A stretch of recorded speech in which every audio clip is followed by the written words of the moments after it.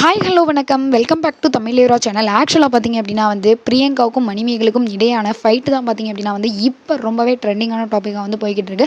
So அவங்களே சும்மா இருந்தாலும் நம்ம பத்திரிகையாளர்களும் செய்தியாளர்களும் சும்மாவே இருக்குதில்ல. யாராவது ஒரு ஆள் கிடப்பாங்களா, இங்கே உண்மையிலே நடந்தது என்ன, ஏன் சோஷியல் மீடியாவில் இவ்வளோ நியூஸ் போய்கிட்டு இருக்கு, எந்த ஒரு பதிலடியுமே கிடைக்கல அப்படின்ற மாதிரி தான் தேடிட்டு இருக்காங்க. அந்த விதத்தில் பார்த்திங்க அப்படின்னா நேற்று நம்ம புகழ் பார்த்திங்க அப்படின்னா அவரோட படத்துக்கான ப்ரொமோஷனுக்காக ப்ரெஸ் மீட்டை மீட் பண்ணும்போது இந்த மாதிரியான கேள்விகள் எழுப்பப்பட்டது. அதில் யாருமே எதிர்பார்க்காத ஒரு பதில பார்த்திங்க அப்படின்னா நம்ம புகழ் சொல்லியிருக்காரு. அது என்ன அப்படின்றத இந்த வீடியோவில் நம்ம பார்ப்போம். ஆக்சுவலி பார்த்திங்க அப்படின்னா அவர் என்ன சொல்லியிருந்தாருன்னா, இந்த ஒரு பிரச்சனை குக் வித் கோமாளியில் நடந்துகிட்டு இருக்கு, அதை எப்படி பார்க்குறீங்க அப்படின்னு கேட்டதுக்கு ஒரே வார்த்தையில் நான் சோஷியல் மீடியாவில் தான் பார்க்குறேன் அப்படின்ற மாதிரி சொல்லிட்டாரு.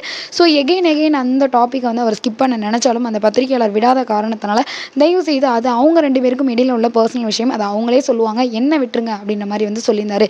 எகெயின் கேட்டப்போ என்ன சொல்லாரு அப்படின்னு பார்த்தீங்கன்னா, இப்படி மைக்கு தூக்கிட்டு நீங்கள் கேட்குறீங்க இல்லையா, இதுதான் மிகப்பெரிய பிரச்சனை. அதாவது இது பொது விஷயத்தில் வந்துருச்சுல்ல, நீங்கள் இதுக்கு பதில் சொல்லி தான் ஆகணும் அப்படின்றத கேட்டப்ப, இது பொது வெளியில் வந்துருச்சு, அதனால தான் பொதுவாக சொல்கிறேன், இந்த மாதிரி தயவு செஞ்சு பிரச்சனையை கிளப்பிடாதீங்க அப்படின்ற மாதிரி சொன்னார். ஸோ அது மட்டும் இல்லாமல் அட் லாஸ்ட்டாக என்ன சொல்லியிருந்தார் அப்படின்னு பார்த்தீங்கன்னா, அவங்க ரெண்டு பேருமே அஃபிஷியலாக அனௌன்ஸ்மெண்ட் பண்ணுவாங்க என்ன நடந்துச்சு அப்படின்றத, தயவு செய்து இந்த பிரச்சனையை விட்டுருங்க அப்படின்ற மாதிரியும் சொல்லியிருந்தார். ஸோ அதுக்கப்புறம் பார்த்தீங்க அப்படின்னா பிக் பாஸ் சீசன் 7ஓட டைட்டில் வின்னரான நம்ம விஜய் அர்ச்சனா என்ன சொல்லியிருந்தாங்க அப்படின்னு பார்த்தீங்கன்னா, சீனியர் அப்படின்றதுக்காக இந்த விஷயத்தில் இப்படி பண்ணியிருக்க கூடாது. ஆனால் சோஷியல் மீடியாவில் வர்ற சில விஷயங்களை வச்சு என்ன நடந்துச்சு அப்படின்றத நம்மளால் கணிக்க முடியாது. நிறைய வதந்திகள் பரவிக்கிட்டு இருக்கு. என்ன நடந்துச்சு அப்படின்றது தெரிஞ்சால் தான் நம்ம ஒரு முடிவு பண்ண முடியும் அப்படின்ற மாதிரியும் சொல்லியிருந்தாங்க.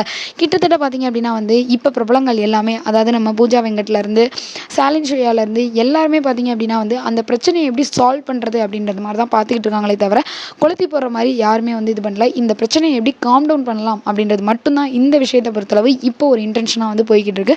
ஸோ இதை பற்றி நீங்கள் என்ன நினைக்கிறீங்க அப்படின்னு மறக்காம நம்ம சேனலுக்கு உள்ள பாக்ஸில் கமெண்ட் பண்ணுங்கள். இந்த வீடியோ உங்களுக்கு பிடிச்சிருந்தா லைக் பண்ணுங்கள், ஷேர் பண்ணுங்கள், கமெண்ட் பண்ணுங்கள். அப்படியே நம்ம சேனலை சப்ஸ்கிரைப் பண்ணிடுங்க. Okay bye. உங்களிடமிருந்து விடைபெறுவது உங்களுக்கு நாகராஜ்.